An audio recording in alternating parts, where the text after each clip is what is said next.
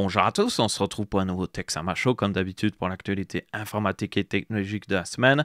Cette semaine-ci, YouTube lance la guerre aux bloqueurs de pub, donc ça on va en parler pleinement, il y a beaucoup de choses très intéressantes, des choses un petit peu effrayantes au niveau de YouTube aussi, mais vous allez voir que c'est pas une guerre qui va être facilement gagnée par YouTube. On a aussi des news au niveau hardware, notamment avec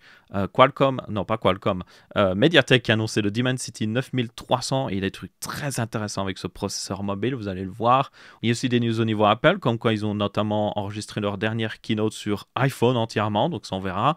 Et puis d'autres news en tout genre. Vous avez une table des matières dans la description ainsi que sur la barre de lecture. Commençons. Mais avant ça, ce début de vidéo est sponsorisé par Infomax et leur offre Black Month qui sont déjà présentes chez eux. Il faut avoir jusqu'à des remises de 2100 € sur une sélection de PC gamer sur le site. Ils en ont vraiment pour tout le monde. Ça part de la config de base avec une RX 6600, en passant par des configs avec des RX 7800 XT et même une 7900 GRE qui est techniquement que disponible en Chine, même si elle arrive en Europe, et jusqu'à des énormes machines avec des RTX 4080, 4090 ou même des 7900 XTX. Mais évidemment, Infomax n'a pas juste des PC pour les gamers, ils ont aussi une sélection de PC Pro pour ceux qui le voudraient avec des Xeon ou même des processeurs AMD ou même Threadripper, ainsi qu'une sélection d'ordinateurs portables. Et si vous avez déjà une config et vous voulez juste l'upgrade, ils ont aussi des kits d'upgrade avec notamment des kits très abordables avec des Ryzen 5500 en passant à des i5 12400F et même allant jusqu'à des 7800 X3D et même des Core i9 14900KF.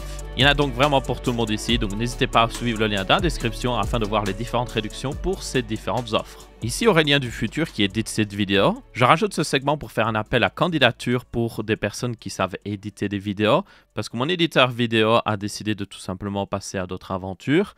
Il ne faisait pas toutes les vidéos sur ma chaîne, c'était juste une vidéo de temps en temps, mais j'ai quand même besoin d'un éditeur vidéo. Donc voici les prérequis pour ceux qui voudraient postuler via mon email contact.aureliensama@gmail.com. Le premier prérequis c'est de vous y connaître en tech. Vous n'avez pas besoin d'être un expert, mais si vous savez déjà monter un PC et tout ça, ce serait un gros plus. Ensuite, vous devez maîtriser un programme de montage comme Adobe Premiere ou DaVinci Resolve, et je dis bien maîtriser, pas juste vous toucher un petit peu. Et le dernier gros point assez important pour moi, ce serait quelqu'un qui s'y connaît un petit peu en motion design ou en tout cas qui sait faire des animations 2D, parce que ce serait extrêmement utile pour la chaîne pour illustrer par exemple même des graphiques et tout ça. Et ça, c'est les trois gros prérequis principaux.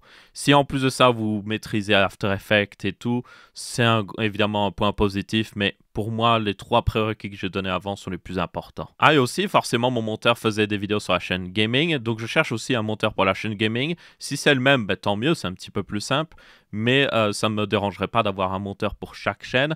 Donc ici, si vous y connaissez dans Minecraft surtout, vous devez assez bien suivre le jeu. Peut-être vous avez déjà vu pas mal de mes vidéos sur la chaîne gaming. Ce serait le gros point positif ici. Et maîtriser évidemment justement DaVinci Resolve ou un programme de montage comme Adobe Premiere. Et le dernier point qui serait très important, c'est si vous savez maîtriser le Replay Mode, qui est un mode Minecraft qui permet de faire des choses assez intéressantes. Donc si vous maîtrisez ça et que vous y connaissez dans Minecraft, ce serait génial pour justement postuler. Et même chose, vous pouvez postuler par email. La première news de la semaine, c'est évidemment le fait que YouTube continue sa guerre sur les bloqueurs de pub. Donc en juin dernier, je vous rappelle qu'ils avaient déjà commencé à faire un test qui affichait un écran qui disait aux gens qui utilisaient AdBlock que basiquement, vous utilisez AdBlock, vous pouvez encore regarder quelques vidéos, mais après vous serez bloqué. Cet écran était évidemment limité à un très petit nombre d'utilisateurs parce que c'était un test. Et bien depuis la semaine dernière, ce test semblait passer au niveau global parce que beaucoup de gens commencent à voir l'écran apparaître en utilisant justement un bloqueur de pub. Donc ça a évidemment généré beaucoup de réactions en ligne. Beaucoup de YouTubeurs ont donné leur avis sur le sujet. Si je puis me permettre de donner mon avis aussi, je pense que les bloqueurs de pub sont une bonne chose et que les gens devraient avoir le choix de bloquer ou pas les pubs. Et ça vient d'une personne qui, je vous dis, si vous utilisez un bloqueur de pub, je gagne moins d'argent. Mais je vous le dis, utilisez un bloqueur de pub parce que selon moi, vous avez le droit en fait, vous avez tout simplement le droit. Et surtout, vous avez le droit parce que YouTube fait n'importe quoi avec leurs pubs. Leurs pubs sont de plus en plus longues, il y en a de plus en plus, elles sont très discutable au niveau qualité. YouTube aussi semble viser plutôt la quantité plutôt que la qualité sur les pubs de leur site, ce qui donne le fait que les gens en ont juste marre en fait des pubs. Il y en a juste trop et sont tellement ennuyantes qu'au bout d'un moment, les gens vont juste installer des bloqueurs de pubs ou même juste arrêter de regarder des vidéos des fois. Donc pour moi, le problème n'est pas les bloqueurs de pub. Le problème, c'est que YouTube a choisi cette stratégie de juste spammer les gens de pub et c'est une très mauvaise stratégie. Il y a aussi le problème que certaines de ces pubs sont très mauvaises, genre des pubs qui montrent des choses illégales ou qui invitent des gens à aller sur des sites qui vont les arnaquer. Donc, quand vous êtes YouTubeur, que vous uploadez une vidéo sur YouTube, les standards de YouTube sont très hauts. Ils vont vérifier si vous n'allez pas dire des choses sensibles. Si vous allez parler de sujets sensibles, vous allez bloquer au niveau monétisation tout de suite. Par contre, les pubs, il n'y a que très peu de vérification. J'ai déjà vu des pubs pour des faux jeux Pokémon qui étaient sur le Play Store en plus. Hein. Donc c'est Google. Hein. Google a aussi YouTube. Donc des faux jeux Pokémon qui sont restés plus d'une semaine et j'avais des pubs sur YouTube pour ça. J'ai vu aussi des pubs pour des trucs de cryptocurrency qui étaient vraiment illégaux. Pas genre des trucs de cryptocurrency qui sont respectés par tout le monde, non, genre vraiment des trucs illégaux. Et aussi, vous avez des pubs pour casino et tout ça, mais ça, c'est plus discutable. Dans tous les cas, la qualité des pubs YouTube et surtout le fait que vous avez ce double standard, vraiment, les vidéos YouTube doivent être géniales. Ça doit être toutes les vidéos YouTube que vous uploadez sur le site, malgré le fait que les gens sont censés avoir 13 ans minimum pour regarder YouTube, mais vous devez quand même faire des vidéos qu'un gamin de 5 ans pourrait regarder, basiquement. C'est vraiment ça. Et du coup, à côté de ça, les pubs, il n'y a aucun standard. Genre, il y a des pubs, littéralement, pour des trucs qui ne devraient pas être des gens qui devraient avoir minimum 18 ans. Et pourtant, c'est affiché partout sur YouTube. Donc, c'est vraiment hypocrite et n'importe quoi. Et donc, pour moi, selon moi, les bloqueurs de pub sont une bonne chose et devraient continuer d'être autorisés quoi qu'il arrive. Bref. Donc, revenons sur notre sujet. Le premier truc que ça a lancé, du coup, c'est le fait que YouTube s'est un petit peu tiré une balle dans le pied. Parce que forcément, quand les gens ont vu cet écran apparaître, ils n'ont pas juste désactivé le bloqueur de pub. Non, ils n'ont pas envie de revoir les pubs. Si vous avez profité du fait de ne pas avoir de pub pendant des mois et que d'un coup vous devez revoir les pubs YouTube, vous avez juste pété un câble. Donc ce qu'ont fait les gens, c'est qu'ils ont juste été chercher un meilleur bloqueur de pub parce que forcément, tous les bloqueurs de pub ne sont pas détectés de la même manière. Il y en a qui sont juste beaucoup plus performants et qui bloquent plus efficacement les pubs et donc ne sont pas détectés par YouTube. Et ça n'affiche pas cet écran-là. Un exemple, vous avez par exemple Ghostery. Je sais bien que uBlock, pour moi, marche toujours. Après, ça peut vite changer. Et évidemment, si vous utilisez des solutions encore plus avancées comme Pi-hole, donc c'est un programme que vous pouvez installer sur votre Raspberry Pi qui va littéralement rediriger tout le trafic Internet et bloquer automatiquement les pubs à ce niveau-là. Donc ça permet aussi de bloquer les pubs sur votre smartphone, votre Smart TV, tout ça. Donc c'est plutôt cool. Bref, dans tous les cas, Pi-hole fonctionne toujours visiblement, donc yep, c'est ce que font les gens. Ils vont juste trouver un meilleur bloqueur de pub. Donc en gros, en essayant de bloquer les bloqueurs de pub, YouTube est en train de forcer les gens à aller vers des meilleures solutions qui peut-être ne seront impossibles pour YouTube à détecter et à du coup bloquer derrière. Donc ça, c'est pour moi assez stupide. Et ça montre aussi que c'est un peu une guerre perdue d'avance pour YouTube parce que à chaque fois qu'ils vont changer leur site, et ça prend du temps, hein. Quand ils lancent un changement YouTube, ils doivent le tester, ils doivent le propager, et ça prend pas mal de temps. Donc quand ce changement arrive et qui est mis en place, les bloqueurs de pub, eux, pour mettre à jour leur extension, ça prend aussi bien, ils vont juste le mettre à jour en une demi-heure, et du coup contourner justement la nouvelle limitation que va mettre YouTube. Donc c'est un jeu que YouTube perd forcément pour le moment, en tout cas, où à chaque fois qu'ils font un changement, les bloqueurs de pub peuvent automatiquement changer et arriver à contourner cette nouvelle limitation. Donc c'est pour moi assez bien perdu d'avance. En tout cas pour le moment, on verra bien ce que fait YouTube. Un autre problème aussi que vous avez, c'est le fait que forcément, on augmente le blocage de bloqueurs de pub, ou plutôt YouTube essaie de détecter les bloqueurs de pub, et à côté de ça, dans certains pays, ils augmentent le prix de YouTube Premium. Parce que oui, forcément. Donc, dans certains pays comme l'Argentine, l'Australie, l'Autriche, le Chili, l'Allemagne, la Pologne et la Turquie, les prix de YouTube Premium ont augmenté. Et c'est seulement les premiers pays. Peut-être que ça va se propager à plus de pays. Et ça illustre même assez bien le fait que vous pourriez vous dire, ah mais ok, soyons légaux, faisons ça légalement. Alors déjà, utiliser un bloqueur de pub n'est pas illégal, il faut le savoir. Même si ça ne respecte pas les termes d'utilisation de YouTube, les termes d'utilisation de YouTube ne sont pas la loi, c'est juste des termes d'utilisation. Vous pouvez sans problème arriver dans une cour de justice et prouvé que les termes d'utilisation de YouTube ne sont pas légaux et qu'ils sont juste caduques en fait. Donc à l'heure actuelle, il n'y a pas de loi qui vous interdit d'utiliser un bloqueur de pub. Donc vous pouvez utiliser légalement un bloqueur de pub, pas d'inquiétude là-dessus. Donc pour ceux qui s'inquiéteraient que c'est pas légal, c'est tout à fait légal. Est-ce que c'est la chose la plus respectée au monde? Non, pas forcément. Comme j'ai dit, il y a certaines personnes qui sont pour le fait de bloquer les bloqueurs de pub. Mais pour moi, encore une fois, c'est une bonne chose et quoi qu'il arrive, ce n'est pas illégal. Donc, du coup, YouTube essaye de pousser les gens vers YouTube Premium, mais même si vous vous diriez, je vais être légal, je vais utiliser YouTube Premium, les prix augmentent. Donc aussi bien, vous allez prendre ça, et dans 5 ans, le prix aura doublé et vous allez juste payer de plus en plus pour un service qui n'est pas forcément le meilleur au monde. Personnellement, j'aime bien YouTube Premium. Je pense que c'est une bonne idée à la base parce qu'une partie des revenus YouTube Premium revient aux créateurs de contenu et ça permet de vraiment aider à les financer parce que les revenus YouTube Premium, par utilisateur en tout cas, sont beaucoup plus hauts que des revenus de pub normales. Le seul problème, c'est que YouTube a tellement détruit leur réputation au fil des années, a tellement, on peut le dire, embêté les youtubeurs et a juste fait des décisions stupides comme enlever le pouce rouge, que je déteste toujours, cette décision, parce que à chaque fois que je vais voir des tutos sur YouTube, des fois je me demande est-ce qu'il est de bonne qualité ou pas? Je ne peux pas regarder parce qu'il n'y a pas de pouce rouge. Enfin bref, dans tous les cas, YouTube a détruit la réputation qu'ils avaient, ils ont détruit la confiance que les gens avaient en eux. Donc forcément, même s'ils font un très bon service, les gens n'ont pas envie de le prendre parce que personne n'a envie de donner de l'argent à une entreprise qui fait de la merde.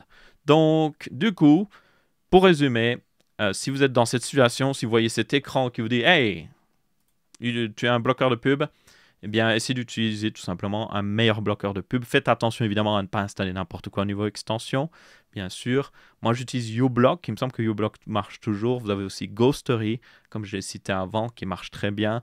Donc, utilisez ce genre de site. Et je vous rappelle que ce genre aussi de site, d'extension, que ces extensions ont souvent aussi des whitelists. Donc, vous pouvez vous permettre de réactiver les pubs pour un site que vous trouvez qui respecte bien le fait d'utiliser les pubs correctement. Donc, vous pouvez toujours soutenir des sites que vous aimez bien, mais à côté de ça, bloquer les pubs justement sur des sites que vous aimez moins bien ou en tout cas que vous trouvez qui ne respectent pas votre temps. Ensuite, nous avons une news sur Windows 10 dont son temps est compté parce qu'on arrive très bientôt en 2024 et je vous rappelle que Microsoft a indiqué que 2025 serait l'année de fin de support officiel pour Windows 10, en tout cas au niveau mise à jour de sécurité. Ce qui veut dire basiquement qu'à partir de 2026, si vous utilisez Windows 10, vous serez à risque de peut-être vous choper des virus que vous ne devriez pas avoir et avoir plein d'autres problèmes dans le genre. Le gros problème avec ça, c'est que le truc, c'est que par le passé, ça n'a jamais vraiment été un énorme problème. Quand le support, on va dire, de Windows 7 notamment s'est arrêté, les gens pouvaient encore passer à Windows 10, ça allait. Mais ici, je vous rappelle que pour passer à Windows 11, vous avez besoin d'une fameuse petite puce qui est le TPM, qui est une puce qui permet de garantir certaines fonctionnalités de sécurité au niveau de Windows. Le problème, c'est que beaucoup de PC n'en ont pas. Donc ces PC, à partir de 2025, vont soit être dangereux petit à petit à utiliser, pour les données et tout ça en tout cas, ou soit vont devenir des e-waste. Donc les gens vont juste devoir s'en débarrasser et utiliser des nouveaux PC. Ça, c'est très différent des situations par le passé, parce que Windows 7, encore une fois, pour passer de Windows 7 à Windows 10, il n'y avait aucun prérequis comme ça. Donc même si vous n'aimiez pas Windows 10, vous pouviez encore passer à Windows 10 pour utiliser votre PC. Ici, non. Même si vous aimez bien Windows 11, si vous n'avez pas le TPM, vous ne pouvez pas y passer. Et ça, c'est un énorme problème au niveau e-waste, et c'est un énorme problème pour moi au niveau justement du fait d'essayer d'être un peu plus respectueux de l'environnement aussi, parce que quand même une force qu'on peut le dire de Microsoft, et ça c'est quelque chose que les gens sont toujours en mode « Oh, Apple il supporte votre iPhone et aussi votre Mac hyper longtemps ». Non, la vraie entreprise qui a supporté votre appareil de très longtemps, c'était Microsoft, parce que vous pouvez avoir un PC de 2008, même 2010, et installer Windows 10 dessus, et ça marchera très bien. Vous n'aurez aucun problème, vous aurez les mises à jour de sécurité et tout ça. Et bien, du coup, avec l'arrivée de Windows 11 et ce prérequis au TPM, ils enlèvent cette possibilité à des vieux PC d'être mis à jour et d'avoir toujours des mises à jour de sécurité toujours. Donc pour moi, c'est vraiment Microsoft, en tout cas Windows, c'était vraiment une plateforme où vous pouvez avoir des vieux PC sans aucun problème. Et maintenant, on est en train de nous dire, non, littéralement, tu dois avoir un nouveau PC ou alors tu le jettes ton PC à l'heure actuelle. Tu devras le jeter à la poubelle dès que 2025 arrivera. Donc, c'est un énorme problème. Il y a une pétition qui a été mise en ligne, mais je ne sais pas ce que ça donnera. Moi, ce que je dirais tout simplement, c'est que oui, il devrait continuer de mettre à jour Windows 10, quoi qu'il arrive, au niveau sécurité en tout cas. Pas au niveau fonctionnalité, mais pure sécurité. Il y a aussi le problème que même si vous avez une puce TPM pour passer sur Windows 11, je l'utilise et je peux vous le dire, c'est buggé. Franchement, il y a des trucs, des fois, je ne comprends pas ce qui se passe avec Microsoft. Il y a d'énormes bugs encore sur Windows 11 après des années après sa sortie. Vous avez l'explorateur qui des fois qui crache de manière random. Et j'ai eu ça sur des plateformes Intel et plateformes AMD avec des cartes Nvidia ou des cartes AMD. Donc, c'est pas l'un ou l'autre. Hein, c'est vraiment juste tout le monde a les mêmes bugs. L'explorateur qui peut cracher sans aucune raison. Vous avez des bugs par-ci, par-là. Franchement, j'ai jamais vu un système d'exploitation aussi buggé. Pour moi, j'ai jamais eu autant de problèmes sur Windows depuis ces dernières années. Quand j'étais sur Windows 10, il y avait son lot de bugs, mais ça allait encore. Depuis Windows 11, j'ai l'impression qu'il y a des bugs partout, quoi. Donc ça, c'est aussi un énorme problème pour moi. C'est que même si vous avez cette foutue puce TPM, passer sur Windows 11 pourrait vous donner une moins bonne expérience. Donc, Microsoft, si vous regardez, mettez toujours à jour Windows 10, en tout cas d'un point de vue pure sécurité. Et faites-le encore pour quelques années, parce qu'il y a des vieux PC qui méritent d'être mis à jour. Et ne mettez pas en péril la sécurité des gens juste parce que vous voulez vendre des nouveaux PC. Et puis, améliorer Windows 11 aussi, parce que c'est vraiment n'importe quoi. Ensuite, on a une news sur le fait que Apple a posté une vidéo où ils ont montré que l'entièreté de leur événement, où ils ont montré les puces M3, était tout simplement enregistrée sur iPhone. Oui, ils ont utilisé un iPhone pour tout enregistrer. Alors, bien évidemment, vous devez bien vous en douter, ils avaient un petit peu de matériel. C'était pas juste quelqu'un avec un iPhone et puis il était bon, non, vas-y Tim, parle. Non, il y avait beaucoup plus derrière. Déjà, ils utilisaient des micros et tout ça, haute qualité professionnelle pour enregistrer le son, donc c'est pas le son du micro de l'iPhone. Et puis aussi, l'iPhone était souvent mis dans des cages et des rigs qui étaient hyper complexes. Donc, comme vous pouvez voir ici, ils ont mis dans une cage où ils ont accroché l'iPhone. Ils enregistrent sur un SSD externe aussi avec l'USB Type-C, parce que c'est l'iPhone 15 Pro Max ici. Donc, ça utilise justement le fait que vous pouvez enregistrer sur un SSD directement, ce qui est une très bonne fonctionnalité, honnêtement. Donc, oui, ils utilisent beaucoup de matériel pour améliorer ça.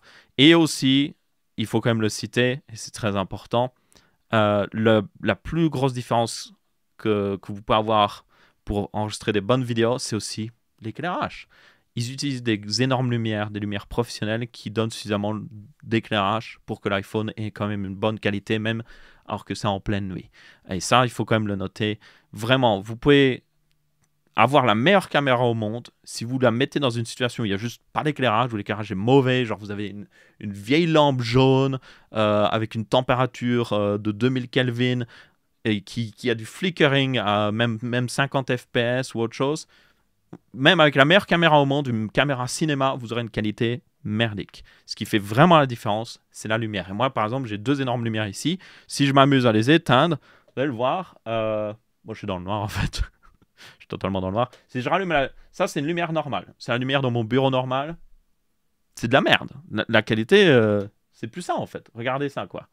Alors que si je mets ma magnifique lumière, j'éteins la lumière de mon bureau, je mets des lumières derrière et tout ça, beaucoup mieux d'un coup. C'est juste la lumière qui a changé. Donc voilà, c'est ce qu'ils ont fait aussi. Après, même en disant tout ça, c'est quand même impressionnant. On va être honnête, c'est quand même impressionnant qu'ils aient réussi à enregistrer tout un event sur un iPhone.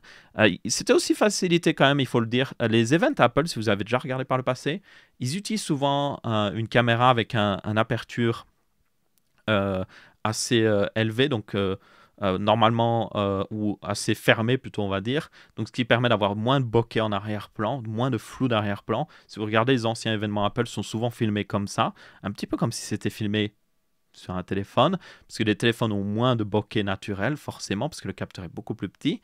Donc, le fait qu'ils avaient déjà habitué les gens à ça, ben, ça se voyait moins qu'ils avaient enregistré sur un iPhone. Forcément. Ils avaient quand même précisé à la fin de l'événement, shot on un iPhone, donc ils disaient que c'était enregistré clairement sur un iPhone, ils ne l'ont pas caché. Mais juste pour dire, quand vous voyez des images justement des événements Apple, c'est souvent comme ça. Vous voyez, l'arrière-plan n'est pas flou. Vous pouvez voir clairement ce qui se passe. Donc, ça, il faut quand même le préciser aussi que ça a facilité ça. Si vous avez déjà vu des présentations, par contre, hautement professionnelles avec beaucoup de bokeh, parce qu'ils utilisent des vraies grosses caméras, bonne chance pour utiliser un iPhone pour faire la même chose. Là, ce serait juste pas possible. Vous devriez rajouter un faux flou d'arrière-plan ou juste, je sais pas moi, avoir le fond qui est hyper loin, utiliser. Franchement, je ne sais même pas comment vous pourriez faire. Ou ce serait juste du faux flou en fait. Aussi à préciser, c'est que même si c'est enregistré sur iPhone, rien ne les empêche d'utiliser un programme professionnel pour retoucher l'image à fond derrière. Donc il y a notamment des très bons programmes qui enlèvent le bruit sur l'image et qui peuvent vraiment nettoyer à fond une image et la rendre beaucoup plus belle. Donc ça m'étonnerait pas qu'ils utilisaient ça pour les plans de nuit. Notamment, ils ont aussi des plans en drone où ils ont accroché l'iPhone à un drone, forcément. Donc tous ces plans un petit peu sombres, avec un bon denoiser, vous pouvez nettoyer et donner l'impression que ça a été enregistré sur une caméra professionnelle, encore une fois. Mais bon, c'est quoi qu'il arrive impressionnant, mais je tenais juste à rajouter ce contexte qui est aussi tout aussi important. C'est que si vous avez une équipe de professionnels, avec des programmes professionnels, avec des lumières professionnelles, même un iPhone, vous pouvez lui donner l'impression que c'est une caméra hyper bonne en termes de qualité. Et même tous les téléphones de manière générale, si vous avez beaucoup de lumière, en général la qualité sera assez bonne quoi qu'il arrive. Maintenant, toujours en parlant d'Apple, vous avez aussi la puce M3 Max qui ont été testées dans les nouveaux MacBook parce qu'ils ont commencé à être livrés à des testeurs et des gens qui ont précommandé. Donc déjà, on voit la nouvelle couleur qui est le Space Black, qui est basiquement plus un gris très foncé, mais quand même très classe à voir. Mais vous pouvez voir la différence entre le Space Gray et le Space Black. Encore une fois, ça reste plus du gris. C'est une finition, quoi qu'il arrive, très belle. Et du coup, c'est assez intéressant de voir les performances parce que je vous rappelle que sur la puce M3 Max, on a eu enfin un petit peu du mouvement parce que jusqu'à maintenant, Apple avait toujours la même configuration entre en tout cas les puces Pro et les puces Max en termes de processeur, de cœur processeur. Donc là, maintenant, vous avez vraiment une grosse différence. La puce M3 de base a 10 cœurs haute performance, 4 cœurs haute efficacité énergétique, et la plus grosse a même 12 cœurs haute performance, 4 cœurs haute efficacité énergétique. Et la puce M3 Pro, elle en a seulement 6 et 6 haute efficacité énergétique. Donc ça fait vraiment une énorme démarcation. Et aussi même par rapport aux puces M2 Max qui avait 8 cœurs, il me semble, haute performance, vous avez une bonne upgrade ici, rien qu'avec le fait qu'il y a plus de cœurs. Donc ça permet d'avoir des énormes gains de performance dans beaucoup de programmes professionnels qui utilisent beaucoup de cœurs. Donc il y a des gens qui ont vu jusqu'à 40% de performance en plus si vous utilisez des programmes hautement multicœurs. Donc une bonne upgrade. Le nouveau GPU aussi est pas mal puissant, même si le gros des upgrades, c'est plus au niveau du fait qu'il supporte le ray tracing et le mesh, je sais plus quoi, qui sont deux technologies très importantes, mais voilà, tenez-en compte. C'est surtout pour ça qu'ils sont nouveaux, mais ils sont quand même plus performants au niveau performance. Ils sont plus performants quoi qu'il arrive. J'allais dire plus performants au niveau performance. Oui, c'est très logique, Aurélien.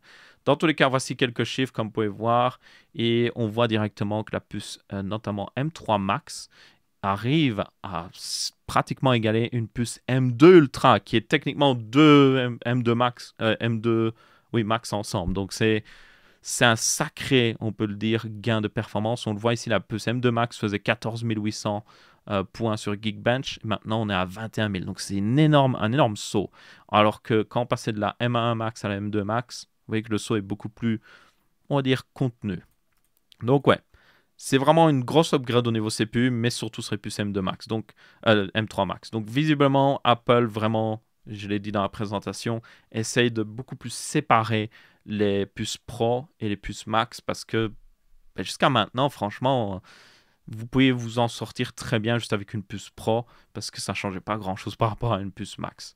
Donc maintenant, ma foi, il y a un peu plus de différence et ça forcera les gens sur le modèle le plus cher, ce qui évidemment arrange beaucoup Apple. Ensuite, on a une news sur le fait que la PlayStation 5 Slim a été déjà démontée. Donc certains YouTubers ont réussi à avoir la main dessus, notamment vous avez Dev2D ainsi que Linus Tech Tips. Et du coup, ils ont démonté, ils ont montré un petit peu justement l'intérieur de la console. Et le plus intéressant là-dessus, c'est le fait que, en fait, c'est la même chose que dans une PlayStation 5 normale. Genre le processeur, en tout cas l'APU utilisé, est exactement le même. Il fait la même taille et tout. Et visiblement, il est gravé dans la même finesse de gravure qui est en 6 nanomètres. Toutefois, il faut quand même le tenir compte. Il y avait une controverse à l'époque où la PlayStation 5, certains YouTubeurs avaient remarqué que la PlayStation 5 avait été refresh à l'intérieur et que le refroidissement était plus petit. Et du coup, les gens étaient en mode wow, ils ont mis un plus petit refroidissement, c'est honteux, c'est moins bien refroidi. Mais en fait, c'était dû au fait que Sony était passé à des puces gravées avec une meilleure finesse de gravure. Donc, à la base, les APU que vous aviez dans la PlayStation 5 étaient gravés en 7 nanomètres et ils étaient passés du coup en 6 nanomètres, ce qui avait permis de gagner en énergie, donc ça consommait moins et du coup forcément il y avait moins besoin d'un énorme refroidissement. Donc c'est pour ça que le refroidissement avait rapetissé.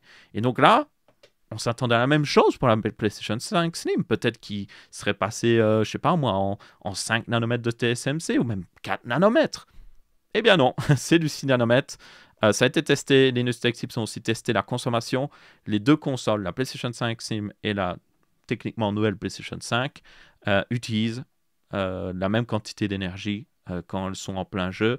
Donc il y a zéro différence, c'est le même processeur. Maintenant, il y a évidemment des upgrades. Il y a plus de ports USB type C. Il y avait aussi le fait que les ports USB type A ont des meilleures vitesses, en tout cas certains. Vous avez aussi le fait que, encore une fois, vous avez un peu plus de stockage et le fait que vous pouvez installer ou désinstaller le lecteur Blu-ray et toujours l'acheter après. Et puis, le plus important selon moi, c'est que la PlayStation 5 Slim est plus petite. Et du coup, en étant plus petite, elle est plus facile à mettre dans un meuble TV. Tout ça parce que la PlayStation 5 de base est l'une des consoles les plus énormes qui existent à l'heure actuelle. Elle est vraiment énorme et ne rentre pas partout. Donc, rien que pour ça, ça vaut la peine. Mais quand même assez étonnant de voir que ils n'en ont pas profité pour avoir une puce gravée dans un meilleur processus de gravure. Donc, yep. Ensuite, on a une news sur le fait que MediaTek a annoncé leur Dimensity 9300, qui est un nouveau processeur ultra haut de gamme de la marque. MediaTek fait des choses très intéressantes depuis de nombreuses années. Ils ont vraiment des processeurs assez efficaces au niveau énergétique et performance, et surtout qui sont moins chers que Qualcomm. C'est juste qu'ils sont souvent délaissés parce que des gens trouvent que les drivers Mediatek sont moins bons, donc des fois vous avez un petit peu des bugs, s'ils sont un peu moins bons au niveau émulation aussi. Donc c'est un peu dommage de voir qu'ils ne sont pas aussi utilisés alors qu'ils sont vraiment bons, et si plus de gens les utilisaient, ils deviendraient encore meilleurs. Quoi qu'il arrive, il y a quelque chose de très intéressant avec ce Dimensity 9300. C'est le fait que ils ont décidé de faire un petit peu à leur manière. Donc, les processeurs mobiles à l'heure actuelle, vous avez évidemment le design Big Little. Donc, vous avez des petits cœurs et des gros cœurs qui sont performants. On utilise les petits cœurs pour les tâches en arrière-plan ou quand le téléphone est en veille, et on utilise les gros cœurs quand on lance un jeu ou autre chose. Et depuis quelques années, ils ont même fait du Big Little et Ultra Big. En gros, vous avez toujours des gros cœurs, des petits cœurs, mais vous avez aussi des 1 ou même 2 ultra gros cœurs qui, eux, sont très performants et qui sont parfaits pour les jeux vidéo, les tâches qui requièrent un max de performance. Donc c'est vraiment du extra big, big, little. C'est un peu compliqué, mais voilà. Du coup, Mediatek, ils se sont dit, c'est un peu stupide. On a 3 cœurs différents, c'est compliqué aussi pour l'OS de gérer tout ça. Vous avez aussi le fait que ces petits cœurs qui sont toujours utilisés sont très efficaces au niveau énergétique, mais ils ne sont pas performants. C'est des anciens cœurs qui sont gravés dans une meilleure finesse de gravure et qui sont du coup très efficaces, mais juste très mauvais au niveau performance. Donc eux, ils se sont dit, on jarte les little. On garde les extra big et les big, et on rajoute même plus d'extra big. Là, on en rajoute jusqu'à 4.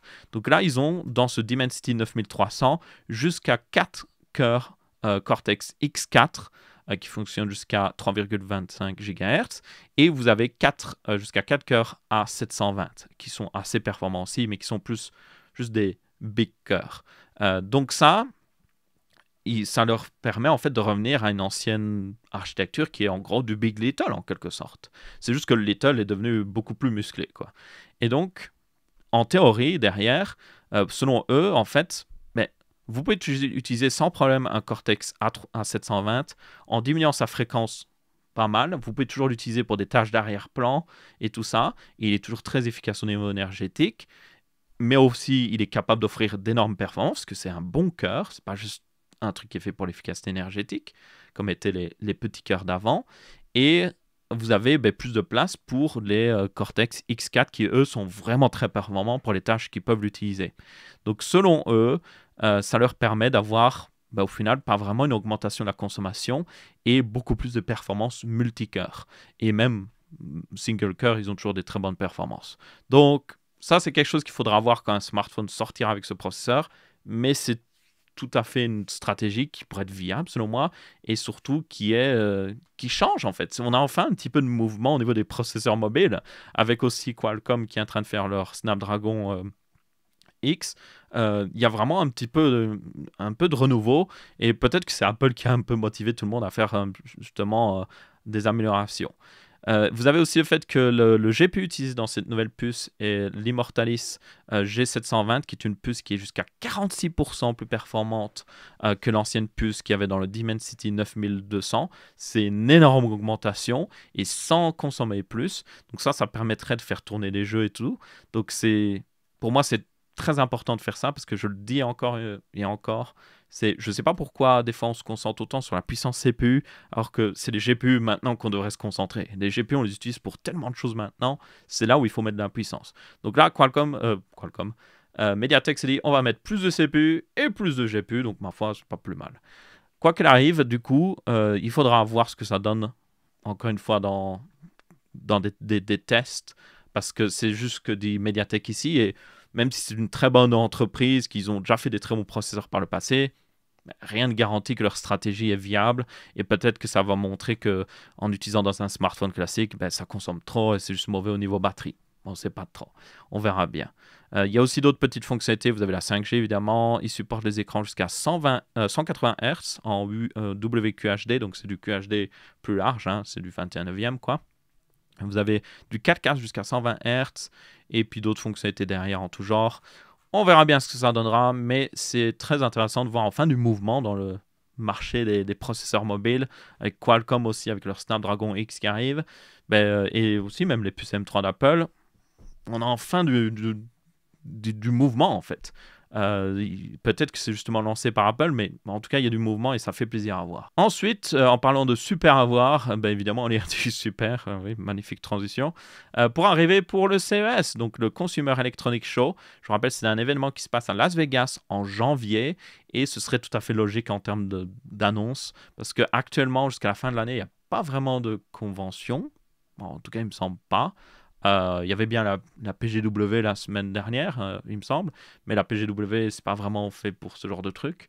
Donc, ouais, le seul prochain show qui serait logique pour annoncer des RTX Super, surtout que le fait que souvent, lors du CES, il y a beaucoup d'ordinateurs portables qui sont annoncés, donc peut-être qu'ils pourraient annoncer aussi des versions ordinateurs portables, qui sait. Eh bien, ce serait justement le CES 2024.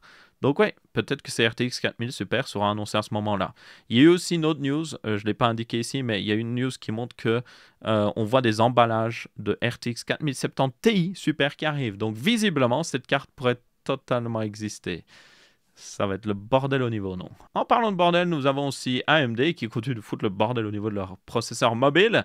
Donc je vous rappelle que déjà, quand vous voyez des Ryzen 7000, par exemple 840, le 40 à la fin, surtout le 4 ici, indique que c'est un processeur Zen 4 qui utilise des cœurs Zen 4. Si vous voyez un 30, c'est un processeur Zen 3. Si vous voyez un 20, c'est un processeur Zen 2. Donc il y a déjà des processeurs qui existent actuellement, des Ryzen 7000, qui ne sont pas vraiment du Zen 4. Donc ça porte déjà à confusion ici. Bien, AMD s'est dit, rajoutons à la confusion. Maintenant, ils ont introduit les cœurs Zen 4C. Les Zen 4C sont basiquement des cœurs Zen 4 qui sont redesignés pour être beaucoup plus petits, jusqu'à 35% plus petits. Et du coup, derrière, ça permet d'en mettre plus. Mais forcément, vous devez bien vous en douter, s'ils sont plus petits, il y a des sacrifices qui ont été faits derrière. Un des sacrifices qui a été fait, certainement, c'est au niveau du cache, parce que le cache, ça prend toujours énormément de place, mais aussi au niveau du fait que ces nouveaux Zen 4C, comme les transistors semblent être beaucoup plus compactés ensemble, ils ne peuvent pas atteindre d'aussi hautes fréquences. Donc là, ils sont limités en termes de fréquences à des plus basses fréquences que vous auriez sur un cœur Zen 4 normal, qui lui peut atteindre normalement proche de 5 GHz. Donc là, ces Zen 4C sont toujours aussi bons qu'un cœur Zen 4, c'est juste que dans les tâches où vous avez besoin de beaucoup de fréquences, ils seront moins bons. Donc le but ici, c'est vraiment d'utiliser dans des processeurs mobiles quoi qu'il arrive, où c'est pas un problème d'avoir des cœurs qui sont justement limités en termes de fréquence. Parce que vous pouvez toujours avoir un cœur Zen 4 qui monte à 5 GHz pour les tâches qui ont besoin de ce 5 GHz. Et puis à côté de ça, pour les tâches multicœurs, vous pouvez mettre un max de cœur Zen 4C. Et comme il fonctionne peut-être pas à la même fréquence que le gros cœur Zen 4, c'est toujours bon. De toute façon, vous êtes limité au niveau chauffe et au niveau alimentation parce que vous êtes dans un ordinateur mobile. Donc, pas vraiment un problème selon moi si c'est utilisé correctement. Donc, il y en a qui vont dire, hey, ben c'est comme a fait Intel, c'est du big little en fait. Mais le truc, c'est que pas vraiment, parce que ces cœurs Zen 4C sont basiquement des cœurs Zen 4. Ils ont les mêmes specs, ils ont techniquement les mêmes capacités à fréquence égale, ils sont censés être aussi performants. Alors que les cœurs haute performance Intel et les cœurs haute efficacité énergétique, il faut le savoir, utilisent des architectures totalement différentes. Ce ne sont pas les mêmes cœurs. Ils ne sont pas juste plus petits et consomment moins, ils sont vraiment différents d'un point de vue architecture et du coup moins performants. Donc ici, le truc c'est que le truc que je vois moi, c'est que ça porte un peu à confusion du coup. Surtout que en réalité, ces cœurs Zen 4C, vous les avez déjà dans des produits qui sont sortis depuis des mois. Donc notamment le processeur Ryzen Z1 non extrême, le Z1 normal, utiliserait des cœurs Zen 4C. Donc certains de leurs cœurs seraient des Zen 4C pour justement économiser en place et aussi faciliter en production parce que forcément, vous devez bien vous en douter, s'il est 35% plus petit, ça veut dire que vous pouvez mettre plus de cœurs sur un wafer de silicium et avoir encore plus de processeurs derrière. Donc c'est le but ici aussi, produire plus, produire pour moins cher. Et du coup, oui, c'est utilisé dans le Ryzen Z1. Maintenant, le Ryzen Z1, la grosse différence aussi par rapport à la version extrême, c'est qu'il a moins de cœurs GPU et c'est ça que je pense que les gens se préoccupent le plus. Il y a aussi un Ryzen 3 7440U qui va sortir, qui a été annoncé en mai, qui utilise justement des Zen 4 et des Zen 4C. Et du coup, il utilise un seul Zen 4 et 3 Zen 4C. Donc ça, c'est justement ce que je vous ai dit. Si c'est utilisé correctement, en toute logique, vous aurez toujours les mêmes performances, mais plus d'efficacité énergétique et un processeur plus petit et certainement moins cher. Maintenant, ça ne m'empêche pas de me dire que c'est un petit peu mensonger en fait. Pas totalement mensonger, hein, parce que c'est pas comme si les cœurs étaient totalement différents et qu'ils étaient vraiment moins performants, mais c'est quand même mensonger en fait qu'il y a des produits qui sont sortis à l'heure actuelle. Il y a des gens qui se sont dit « Oh, j'ai acheté un Z1 sur ma nouvelle ROG Ally, la version non extrême, parce qu'il existe une version Z1 non extrême de la ROG Ally. Ben, j'ai autant de cœur que la ROG Ally avec un Z1 extrême. » Et en fait, oui, mais non. Donc, pour moi, ils auraient dû l'annoncer par le passé. Ils auraient déjà dû l'annoncer, ils auraient déjà dû faire la distinction par le passé parce que je trouve que c'est un peu mensonger. Donc, je ne suis pas totalement convaincu. C'est impressionnant ce qu'ils ont fait, c'est intéressant, c'est bon pour le consommateur au final parce que ça va permettre de réduire les coûts. Mais le fait qu'ils l'ont précisé que maintenant, ben, c'est mensonger. Donc, voilà, je suis un peu partagé sur la situation, je dois bien avouer. Apparemment aussi, ces cœurs Zen 4C sera apparu en premier dans les processeurs EPYC. Parce que les processeurs EPYC, je vous rappelle, ont énormément de cœurs, jusqu'à plus de 96 cœurs. Mais forcément, c'est énormément de cœurs, hein, 96, donc ils doivent économiser en place. Donc, ils ont utilisé apparemment ces Zen 4C dessus, parce que les processeurs EPYC n'ont pas besoin d'atteindre des énormes fréquences. Ils sont à 2 GHz, bien souvent, et ils peuvent booster à 4 GHz. Donc, vous pouvez utiliser des cœurs Zen 4C sans aucun problème. Donc, c'est pour ça qu'ils sont utilisés sur les processeurs EPYC par le passé. Et maintenant, ça semble arriver sur les ordinateurs portables, ce qui est un autre marché qui a besoin justement de cœurs très efficaces au niveau énergétique. Donc, ouais. Encore une fois, impressionnant, intéressant, devrait être bon pour les ordinateurs portables, surtout les ordinateurs vraiment en dessous de 1000 €, mais clairement un peu mensonger. Et pour ceux qui se demandent au niveau performance, il y a une image qui montre un petit peu ça, Zen 4 versus Zen 4C, c'est une image de chez, évidemment, AMD. Vous pouvez voir qu'une configuration avec des cœurs Zen 4C, qui est celle en rouge ici, il me semble que c'est du rouge, j'ai un petit mal au niveau couleur des fois, à plus basse TDP, donc 10 watts notamment, le fait d'avoir 2 cœurs Zen 4 et 4 Zen 4C à 10 watts vous donne plus de performance en fait, parce qu'ils sont plus efficaces au niveau énergétique et du coup, c'est mieux. Et puis par contre, quand vous passez à un plus gros TDP de 30 watts, là c'est là que les cœurs Zen 4 normaux notamment Ryzen 5 7540U, peuvent montrer qu'ils sont meilleurs parce qu'ils montent à une plus haute fréquence. Et là, vous avez des meilleures performances sur ceux-ci. Donc, vous pouvez voir que, en gros, le sweet spot semble être vers 17 à 20 watts. Donc, en dessous de 20 watts, ils sont meilleurs, en fait. Et au-dessus, ils sont un peu moins bons. Le mieux, quoi qu'il arrive, c'est d'avoir une configuration, évidemment, quoi qu'il arrive, mixte. Donc, avec des cœurs haute performance et des cœurs, du coup, Zen 4C, haute efficacité énergétique, si on peut les appeler comme ça. Et du coup, c'est à peu près tout pour ce Tech Ça Marche aussi. J'espère que vous avez bien apprécié. Si c'est le cas, vous pouvez laisser un pouce bleu. Si ce n'est pas le cas, vous pouvez laisser un pouce rouge. On se retrouvera pour une prochaine vidéo et je vous dis ciao, ciao!